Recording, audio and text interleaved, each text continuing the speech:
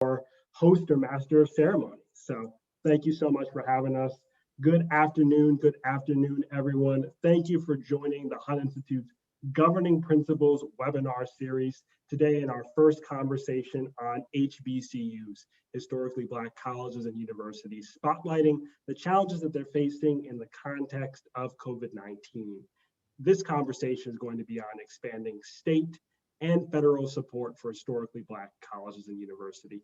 And leading us through today's conversation are Dr. Michael Lomax, the President and CEO of the United Negro College Fund, Congresswoman Alma Adams, United States Representative from North Carolina, the Hunt Institute's home state, and Senator and gubernatorial candidate Jennifer McClellan, State Senator of Virginia. Thank you all immensely for joining us for today's key conversation on how we can better support our historically Black colleges and universities. A couple housekeeping notes. We want to hear your perspective, your engagement, your ideas during today's conversation. So please make sure to use the hashtag #GovPrinciples. Again, the hashtag #GovPrinciples for today's conversation. And also use the Q&A tool at the bottom of the screen to post your questions, post your comments, and get started with us hearing from you so you can be as a part of this conversation as our panelists, and we can hear your engagement. As a couple opening notes, frankly, both our state and federal governments have fallen short on their commitments to historically Black colleges and universities. HBCUs rely more heavily on federal, state, and local resources than other institutions. They also serve our most vulnerable young people, our young people who have the greatest opportunity to make changes in their community and who need the key support from these amazing institutions. We invest in things we value, an investment in historically Black colleges and universities, and an investment in our nation's economic and social well-being. And I'm so excited to have this exceptional panel here to discuss how we can intentionally address these historic funding inequities. And with that, I'm going to pass it over to the Dr. Michael Lomax, President of the United Negro College Fund, President and CEO of the United Negro College Fund. Dr. Lomax, you are on. Yeah. But that was a wonderful intro, I can already tell.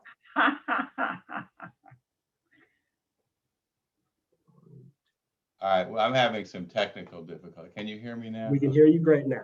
All right, so I was going to say that was a great introduction, but I didn't get the note that I should be wearing a tie.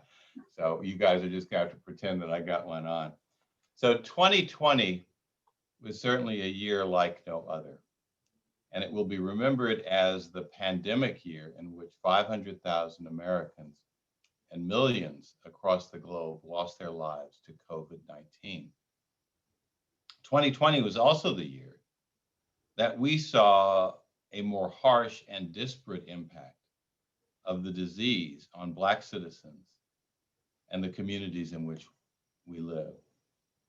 As well, 2020 was the year of resurgent anti-Black violence committed by police, and most tragically exemplified by the murder of George Floyd by the former Minneapolis police officer and now convicted murderer, Derek Chauvin. In the midst of all of this Black pain and suffering, there was at least one unusual and unexpected positive bright light shed on America's 100 plus historically Black colleges and universities. Over a century and a half old, these institutions enroll 3% of all Black college and university students. I'm sorry, let me say it again. These institutions are 3% of all America's colleges and universities, and this is a UNCF data point, and I should be able to get that without making mistakes. They enroll 10% of all African Americans pursuing a post-secondary degree, but they graduate nearly 20% of all Black people who earn college degrees, and nearly 25% of all African Americans who earn STEM degrees. So as we say at UNCF, they punch above their weight.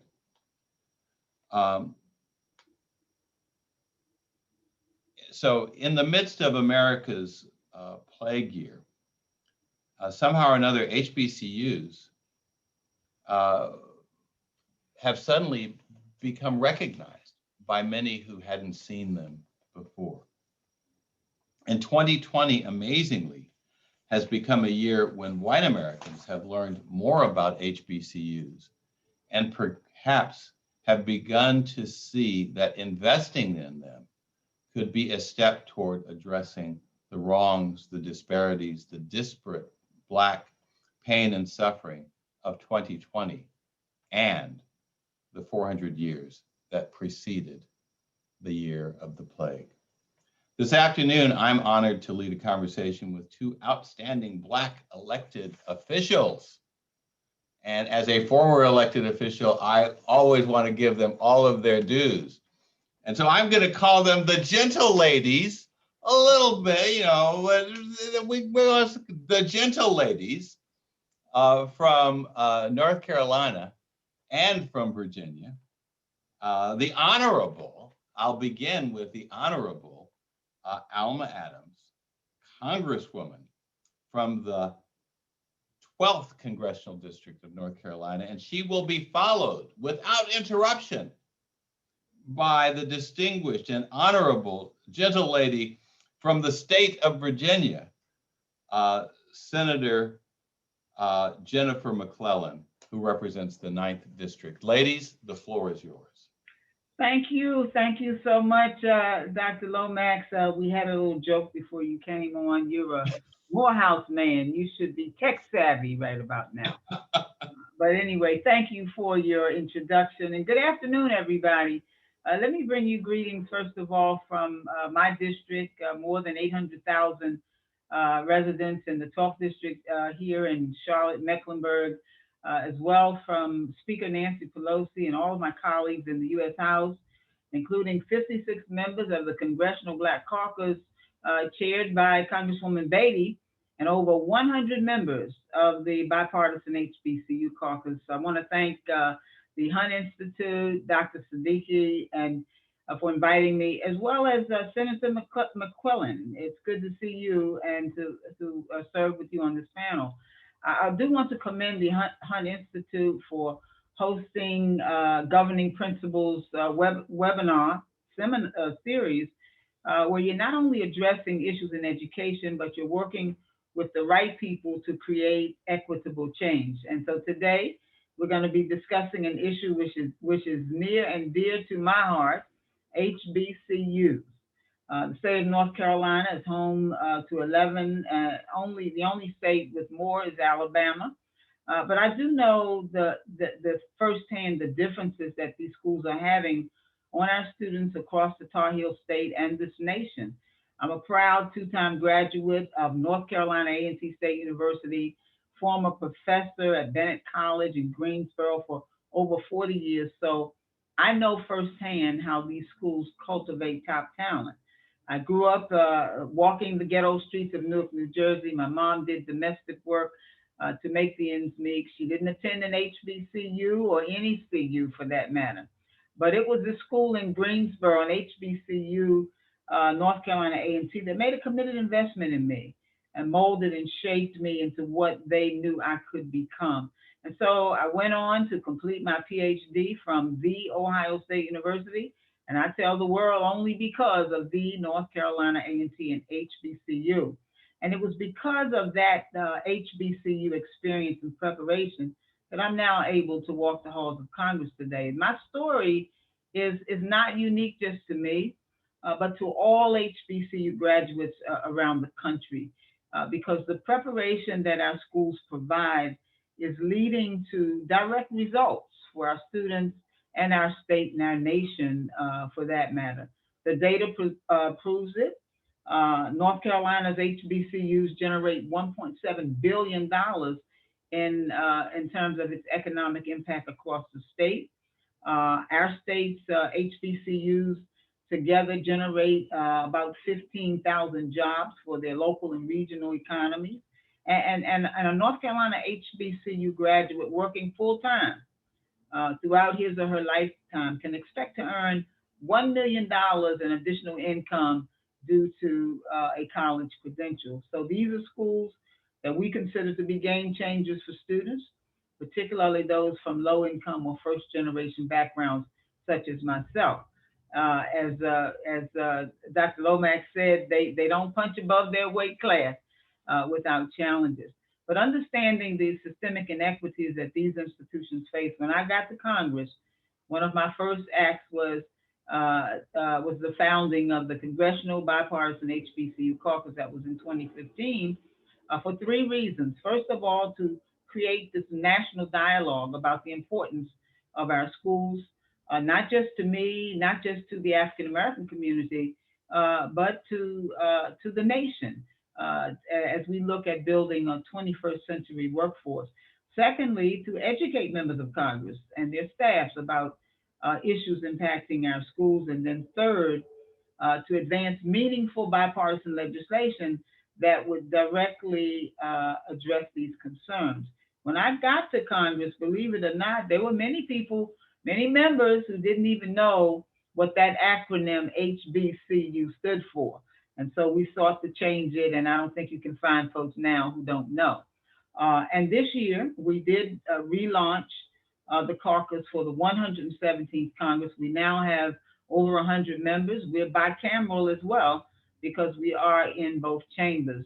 And I couldn't be happier to have the support and the leadership of my colleague and House co-chair, Representative French Hill, and my vice chairs, Representative Sewell and Representative Turner, and in the Senate, Senator Coombs and Senator Tim Scott.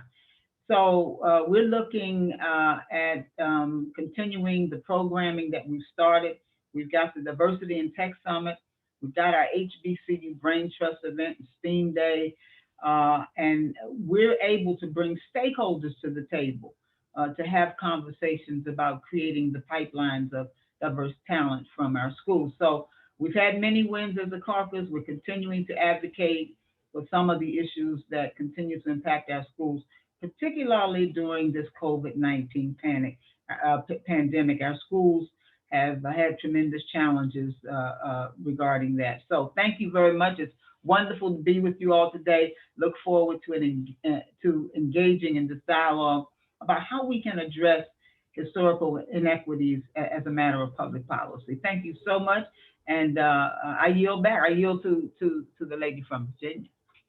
Well, thank you, Congresswoman Adams, Dr. Lomax, good to see you. And thank you to the Hunt Institute and especially Javed Siddiqui for inviting me. You know, this is an issue. I have very deep personal family ties to HBCUs that have taught me not only their importance in our education system, but their importance in the history of African Americans since their founding. My great-grandfather, my grandfather, my parents not only went to, but worked at HBCUs. And I grew up on the campus of Virginia State. But before then, family members who graduated from Fisk, Tennessee State University, Jackson State, my mom, first member of her family to even go to college, Jackson State, Tuskegee. My parents met at what was then Arkansas A&M, now the University of Arkansas at Pine Bluff, where they both worked. Ended up in at the Kentucky State University and then moving to Virginia State, where I was born. I got my start in nursery school on the campus of Virginia State. I started kindergarten and first grade in a laboratory school at Virginia State and now have an honorary doctorate from Virginia State. So my own personal connection is deep. And I say all of that because at one time, HBCUs didn't just provide higher education. They provided the entire continuum of education for Black families from birth to career. And that was the only option available. It was critically important for formerly enslaved African Americans to get economic opportunities, to get thriving, be a part of a thriving, healthy community was because of the education they received at HBCUs. And that tradition continues today. For many families, for many people, particularly first generation students, low income students, HBCUs are opening the door to higher education. And here in Virginia, we have many of the same impacts from our 5 HBCUs. They've had an incredible impact, not just on the students they create. Here in Virginia, HBCU graduates have a $9.3 billion lifetime earnings. HBCUs generate $913 million in total economic impact, generating 8,404 jobs for the local and regional communities. So it's not just the students and the impact on individual students' lives, but the impacts that they have on our communities.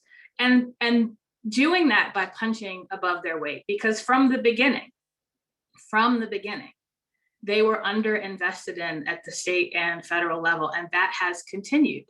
And that's particularly troublesome when the needs of their students are so much greater. My mother ran the TRIO programs at Virginia State University that were meeting the needs of first generation and high risk students. And those programs over time have been gutted. And over time here in Virginia, as in many states, the state government has not invested in HBCUs proportionate to their needs. On top of that, unlike the predominantly white institutions, there is not a large, wealthy alumni that can have incredible endowments. And so just comparing endowments for HBCUs versus endowments at predominantly white institutions is incredible. All of that has been made worse by COVID. And we'll talk about this a little bit later, but right as we were starting to see beyond the African-American community, the impact and the importance of HBCUs, and we were beginning to invest more in them, the COVID crisis hit, the economic crisis hit. And now we've got to make sure as we are building our recovery, that commitment continues and that we are ensuring that we are meeting the needs of our HBCUs as we recover and rebuild our education system going forward. So very excited about the conversation and looking forward to just a great dialogue today. Thank you very much, Senator. I'm going to start my first question with Congresswoman Adams. You know, Congresswoman Adams, you alluded to the fact that part of the work that you have been doing in the Congress has been to build bipartisan support, something that is in short supply in our nation's capital. But you've managed to figure out the secret sauce of pulling Democrats and Republicans together around HBCUs. Would you share with us a little bit of what you were able to accomplish, beginning with the Futures Act, and then which was right at the end of 2019, and then what you did in 2020, and how you were able to make a compelling bipartisan case to get that substantial federal support for our nation's HBCUs? Well, thank you so much, Dr. Lomax, for that question. You know, I've always believed, I never believed that education was partisan. I mean, I just, you know, it's something that we all share, regardless of your affiliation, whether you're a Democrat, Republican, whether you have no affiliation at all. And then when we look at where our schools are located, for the most part, they're in Republican districts too. So I mean, so I try to find some ways in which to talk to my colleagues. But when I founded the HBCU Caucus, I made sure that bipartisan was at the beginning of the name of the caucus, and I did that for a reason. Because we've always had interest, and particularly from the CBC and HBCUs, many of 41% of our CBC members are HBCU graduates. So we knew about it, we were talking about it, but I just thought that if I was going to get anything done, that we had to put by. So that was strategically put there for that purpose. you know, we've had a lot of success working across the aisle. And we understand that though we might not agree on everything, politics is about compromise. I mean, that's what we're doing even these days. And in collaboration with HBCU advocacy organizations, the CBC, we've managed to pass impactful legislation, and that includes the Future Act, which guarantees $85 million in permanent funding for HBCUs to prepare the next generation of STEM graduates. Now, we've got to remember, as the senator has said, we've never gotten our fair share. When you look at the funding that's been issued at the federal level and even at the state level, it has not been equitable. And so we've had a lot of work to do. This bill, the Future Act, was the first standalone HBCU bill to be passed in over 20 years. So we used to have to go back each budget time and ask for money over and over and over again. But this bill guarantees that we won't have to do that. The HBCU Partners Act was another win for us, which strengthened relationships between HBCUs and federal agencies. It's going to require each agency to submit an annual plan centered around their engagements with HBCUs. You know, there's so many folks who say they're interested in D&I, diversity and inclusion, and they want to make their workforce more diverse. And they'll say, well, we just couldn't find anybody. So we're saying, well, here's a pipeline. Our schools can provide that for you. And so then we look at the HBCU Capital Finance Debt Relief Act, which is fairly recent. It discharged over $1.3 billion in debt. Now, you know, throughout COVID, in many instances, we've heard that, well, we're going to delay your payment here, we're going to delay that. But we needed to delay for good. So this $1.3 billion in debt takes that debt away. Now, what that means is it's going to really help our schools continue to meet the challenges that they have. You know, when you're worried about trying to pay these bills, and even as individuals, we know that that was such a burden for our schools, particularly when COVID hit and they had to make quick adjustments and so forth. So these are wonderful accomplishments, but we can't stop here. I'm certainly not stopping. I've got something else in the hopper. The president's talking about the infrastructure. I'm talking about it too. But we have identified 5 priorities for the 117th Congress. We've outlined for the caucus to advance HBCU infrastructure. I think if we're going to do infrastructure, we've got to carve something out for our schools. As you've heard, many of them are over a century old, some a century and a half, and even plus.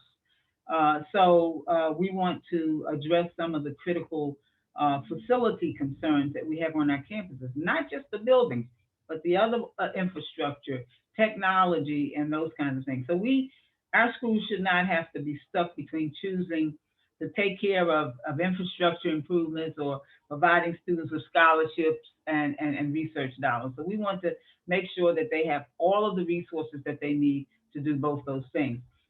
We should have the best classrooms. We need labs. We need dormitories. We need other facilities to ensure that our young people get a quality education. As I said, we're talking about a century and 5 decades old for most of those. So that puts into perspective, I think, the need for us to act, and that's what we're doing right now. So we want to make sure that HBCUs do, because of COVID, they were disproportionately impacted. You know, we start out behind the goalposts from the beginning. I mean, from the starting line, and so we want to make sure that our schools are included, that they can not only survive but that they thrive. And so we're going to keep working. We've had these stimulus bills out here. It's a great start, but we've got to do more. Thank you very much, Congresswoman. You know, we've had the scorecard at the federal level, surprisingly, in one sense, has been so strong. And people would say, well, we didn't know that that could happen under a Republican administration. Actually, it happened because of bipartisan leadership in the House and Senate. Those bills were written there, they were funded there, and then they were sent to the White House to be signed. Virginia is an interesting state. It's been increasingly progressive on a number of issues related to its racial heritage, and particularly the Black community. I'm just just curious. I'd like you to tell us a little bit about what you think the opportunities and the challenges are in terms of strengthening support directly for the public and private HBCUs in the state of Virginia. But I'm just curious, because there's been a recent news story about Tennessee where they've said, there's been disparate funding for the 1890 institutions, and they think that it probably now amounts to somewhere between $100 and $500 million in lost support that should have been going to Tennessee State, for example. Wondering if there's been any kind of analysis about Virginia and support for the public and the private institutions, and what your strategy has been to support these institutions that you know so well. Well, thank you for that. I haven't seen the numbers on an analysis. I'm sure one has been done, but we have had a much greater awareness and conversation in the General Assembly, in the governor's office, about the disparate funding over time, and compounding the disparate funding over time with the different populations that are served. I think for a long time, and I've been in our legislature now for 16 sessions. When I first got elected, I was on the education committee. I focused on higher ed institutions, and there was never much of a discussion for many of those years about the fact that while the numbers of students may be smaller than some of the other predominantly white institutions, or they would look at institutions of the same size and say, well, for your size, you're getting a good amount of money, but not a recognition of, but let's look at the comparative number of first generation students. Let's look at the comparative number of students that need financial aid, that need wraparound services. Let's look at the comparisons of how old the buildings are. When were they last renovated? What is the alumni population? What is the endowment? So when you have, UVA, University of Virginia, there's a $9.5 billion endowment compared to Virginia State, which has a $35 million endowment. When federal and state funding gets cut, those institutions have very different options for how to fill that gap. We never had that discussion before recently. And I think a big part of it is, as Virginia has begun to have, our reckoning with racial injustice began a little bit before the rest of the nation. As we began to commemorate 1619, when the arrival of the first Africans came to Virginia, that's when these conversations started. They probably began a little bit before that with the Unite the Right rally and what all of that brought about, and certainly began in earnest with the scandals that we faced in February of 2019. And so all of that has had an effect, as frankly has the growth of the legislative Black Caucus. We are now at greater numbers than ever before. So as the legislative bodies become more diverse, different perspectives are recognized. So before COVID, we had a budget that made historic investments in higher ed in general, but particularly in our HBCUs, and kind of recognizing the disparate funding over time. But then COVID hit, and the uncertainty around our economic conditions, right? We declared a state of emergency literally an hour after the General Assembly adopted that budget and adjourned. And so we came back in a special session. A lot of new funding was frozen. And it wasn't until recently that we were able to begin to reallot some of that funding. And the funding is everything from increases in base adequacy to increases in financial aid that particularly helps our HBCUs, increases in capital projects, increases in tuition assistant grants for the private institutions, because two of our HBCUs, Norfolk State and Virginia State, are public, but the other three are private. And so we are on the right track. But again, we are overcoming, in some cases, close to 150 years of inequity. And I think the biggest challenge we've had is getting our colleagues, particularly our white colleagues, to understand there's a difference between equality and equity. And they may look at the funding and say, well, this funding is equal. It's like, yeah, but it's not equitable. And now we're starting to have that conversation. So we have come a long way. Just as we're getting progressive on other issues, we are starting to get progressive on higher education funding. So I want to ask, here's the remainder of the program. I'm going to get clear. I want to ask one more question. I'm going to ask it for both of you to just answer the same question from your perspective. And then we're going to spend some time hearing from the audience.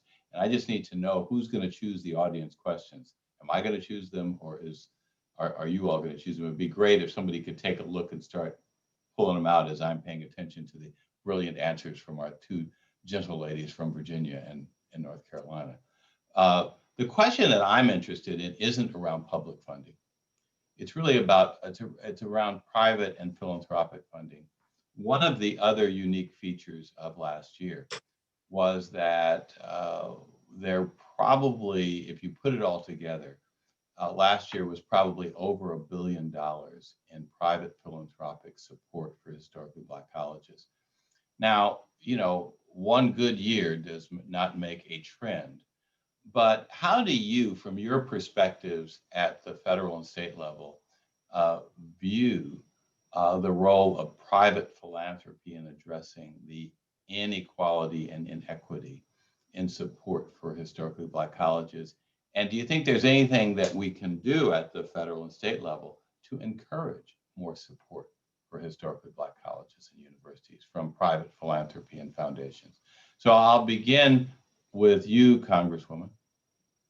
Well, thank you very much for your question.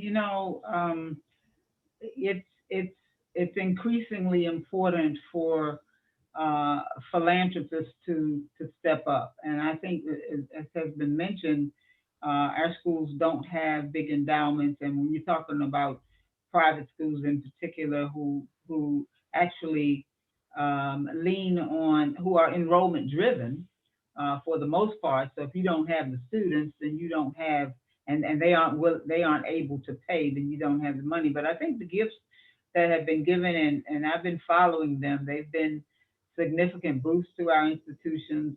We thank the contributors like Mackenzie Scott and others who've done that. But I think we can increase philanthropic donations and increase long-term sustainable funding. We have recently, HBCUs have taken the national stage in the last year with the focus on social justice in this country, and as well as having the Vice President, Kamala Harris, who's an HBCU graduate, into the White House. And both these things have brought, I think, significant exposure to our schools. HBCUs, we don't have billion-dollar endowments, but the gifts that we give do allow them to produce. So private industry, I think, does play an important role. I've also said in Congress that we can't expect private industry to do something that we're not willing to model ourselves. I think we have to continue to fight for equal funding on the federal level as well. We've got to educate our colleagues, as the Congresswoman has said, who look at things a little bit differently. I mean, they see that the numbers may be the same, but I've always said, I believe in sharing the pie. But if you've had it all for all of these years, then you take a slice and give me the rest. So equity to me is not just about having everything equal in that regard, especially if you don't look at what has not happened in the past. So in 2017, we created the Partnership Challenge to to urge companies to partner with HBCUs to address, to help create these pipelines of diversity to top companies. And like I said, we've got over 50 right now. It's about 57 companies that have taken the pledge, and to include HBCUs as a key component of their diversity inclusion strategies. So I think many collaborative initiatives can be used to do it, but philanthropy and public-private partnerships are really key to closing these endowment and funding gaps between HBCUs and PWIs. That's another conversation. But I think companies are beginning to understand that to create this diverse 21st century workforce, philanthropy at HBCUs is a great investment. It benefits our schools and it benefits our companies as well. So it can be and should be a win-win situation. Senator? Yeah, I think philanthropy is critically important in filling gaps, and especially gaps in state funding, because most states, Virginia, and we have to balance the budget. And sometimes there are pressures as we face budgetary constraints, where philanthropy can fill in those gaps, and especially for the private institutions, because if we've got budget constraints, by law, we've got to prioritize our public institutions. But that doesn't mean the private institutions don't have a critically important role to play to educate everyone that and meet all of the demand for an education. I also think philanthropy is important to fill what some may consider not the primary purpose of HBCUs, but still is a critically important component, and that is telling a complete history of our country. And most of our history happened at HBCUs. Most of African American history happened at HBCUs, is archived at HBCUs, and is preserved at HBCUs. And so that sometimes we feel the pressure of, is the state going to fund more the academic mission or the historic mission, and telling that history. And again, philanthropy can fill in that gap when the state or the federal government can't fill that gap. So I did figure out how the questions are coming through. They're coming through the chat, and I have now connected to them. Thank you for those answers on the role of private philanthropy and the private sector. Dr. Oliver Thomas from North Carolina A&T State University asked, with a constantly changing landscape in higher education and higher education legislation, what actions can elected officials take within 1 to 2 years that would benefit HBCUs for the next 30 to 40 years? That's the lightning round question. I'm going to start with you, Senator. Well, my answer is probably different than if it was a year ago. I think it is critically important that we are talking daily with our HBCU presidents and administrators to fully understand how COVID, sorry for the dog, how COVID is impacting not just the institutions today, but how are trends that they were worried about anyway now being accelerated so that we can get ahead of them. So I've been having those conversations with, here in Virginia. That's the most important thing for us to do right now. While we are helping to bridge the economic holes that COVID has caused, but we've really got to work in partnership with them to manage transitions and how COVID is changing them going forward, and changing the delivery of education services going forward. With the rise of technology and the impact technology has had not just on learning, but now, how has the delivery of support services on campuses changed? Now that many students are saying, hey, I don't need to live on campus now. I can still get an education without living on campus, and there's going to be some form of technology still happening. So we really need to get ahead of these trends and work in partnership with our university administrators going forward. Wow, great answer. Congresswoman, you think about 1 and 2 year goals?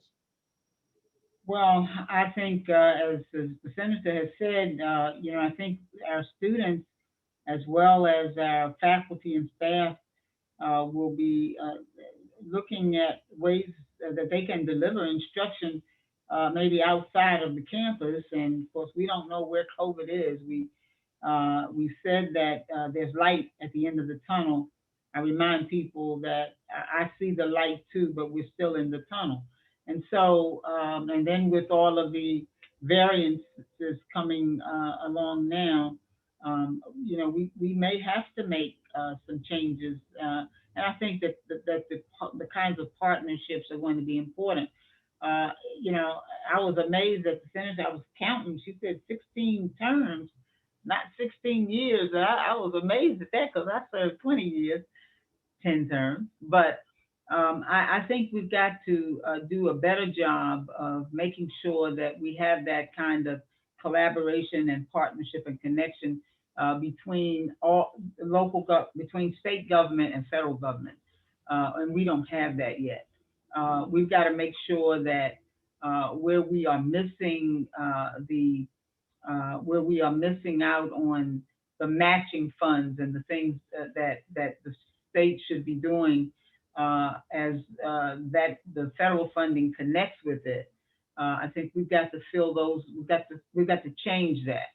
And the only way we can do that, I think, is to continue to educate our colleagues about what is not happening. When I raised the issue in the North Carolina House about the discrepancies with, for example, North Carolina A&T not getting matching dollars like North Carolina State was getting, my colleagues seemed not to understand that. They didn't believe it. You have to have the data to show it. But I really do think that we've got to get serious commitments from those of us who have been elected to serve to understand the value that our schools bring to this process, and to understand not only to those who have an opportunity to attend, but the impact that's going to have on our communities, on our economy, and so forth. And I don't think we yet that we to this point really understand. I don't think politicians really understand that. If they understand it, they don't want to admit it because they don't want to give up the money. But there again, it's about equity, it's about fairness, and we've got to make sure that we close that gap so that these schools can move on and actually contribute in terms of this 21st century. So I'm excited about what I know we need to do. I think the legislation that's being initiated by the White House and that Congress is working on, I think is going to help us in that regard really a whole lot. I think we have an administration that understands the value of our schools and how much not only do the schools need our support, but how we need their support as well. So I'm looking forward to it, and I'm going to continue to work hard. The next question is from Jeffrey P. Tart, and he submitted one which really addressing the notion of ensuring that HBCUs are given their fair share. Do you have any thoughts on how state and federal policymakers should approach calculating what would be a fair share for HBCUs? How close or how far away are we from that investment level today? And I'm going to throw a little bit of a monkey wrench into that if I could. If you are a student of history, you know that it hasn't just been that our institutions haven't gotten as much. It is that other institutions have gotten a lot more. And sometimes that lot more was really taken away from historically Black colleges. This wasn't like, oh, we just forgot them. We actually took what should be theirs and gave it to somebody else.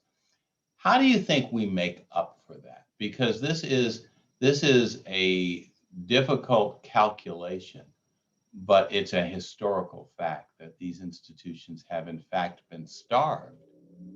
And very often, they've had somebody's knee on their necks so that they couldn't breathe. They couldn't get the breath of life, which is funding. So how do you really think about that in terms which enable you to engage with your colleagues in in your legislature or in the Congress who may have a very different point of view. You said it was the art of the possible, Congresswoman. Well, tell me, how do you make that possible? And you're on mute, so come on and go off. You know, thank you for that question. I think we have to be honest. You know, it's like the big R that people are talking about racism. They don't want to talk about it, but you have to admit that there is a problem, and we can't continue to be in denial. And like I said, just give me the whole doggone pie this time because you've had too much. But I do think that we have to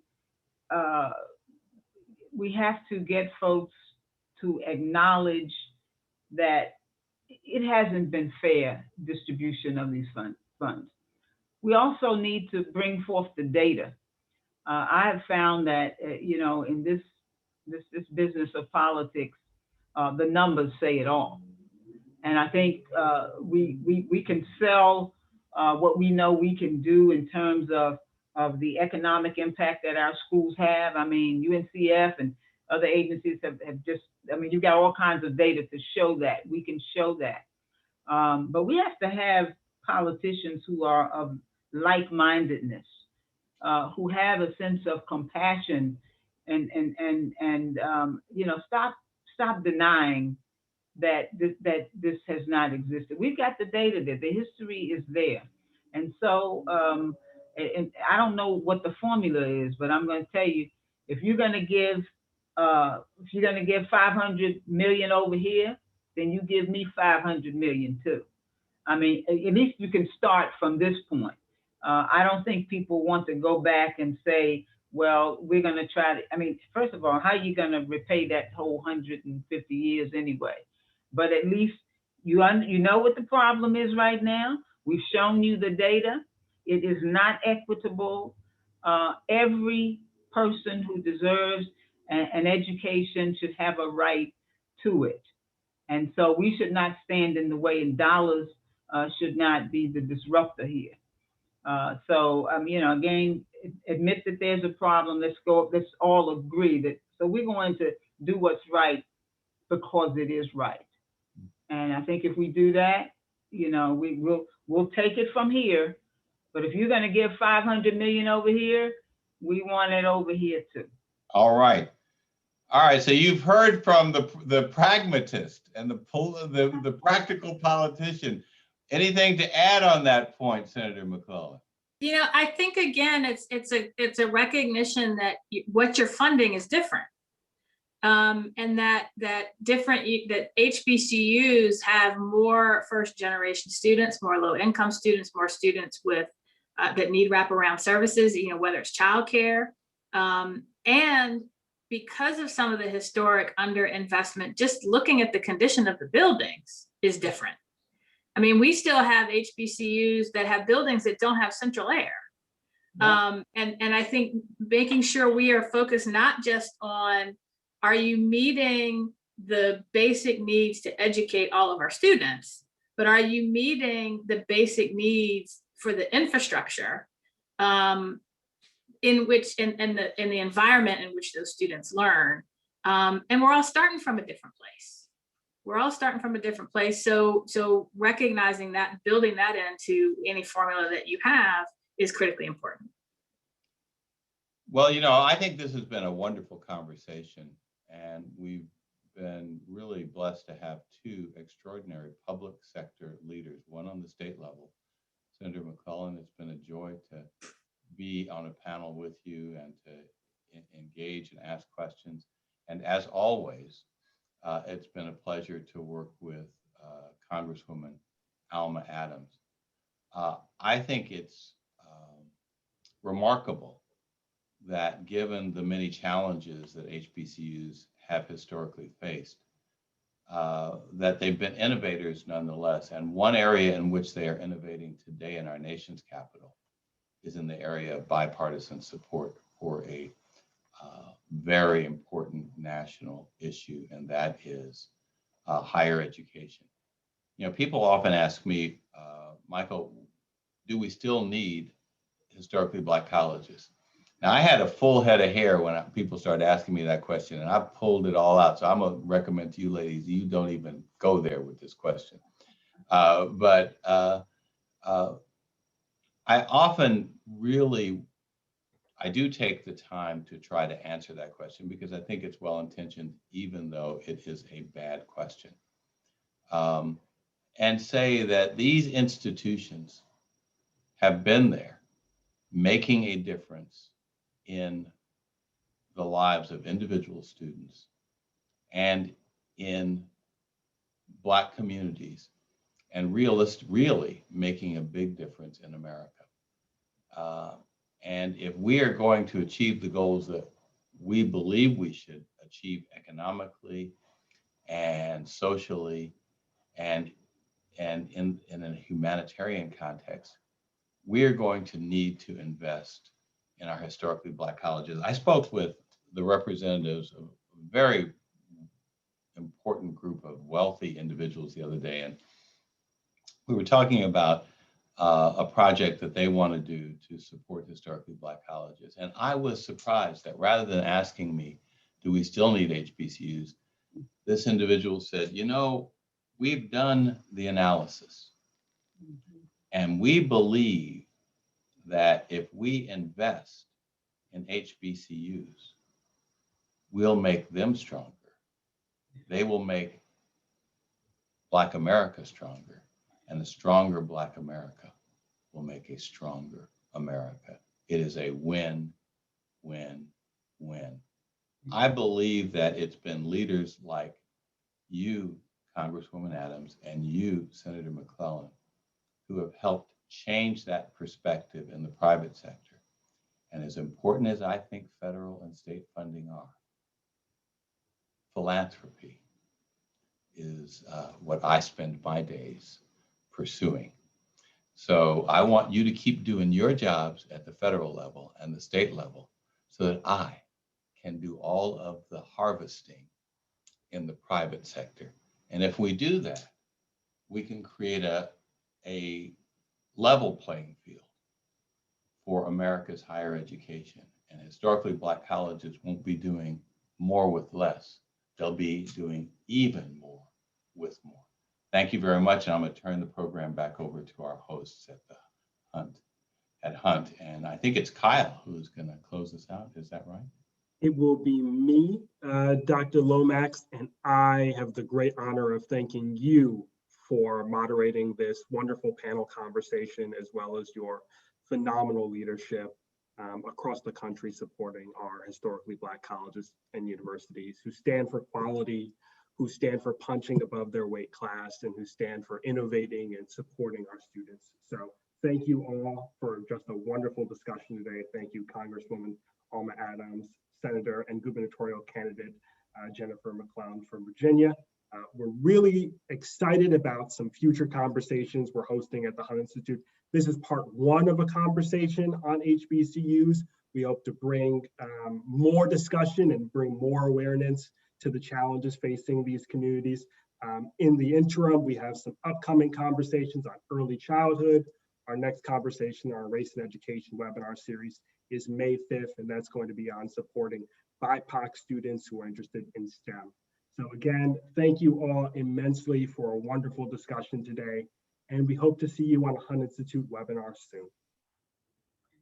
Thank you. Thank you. Thank you.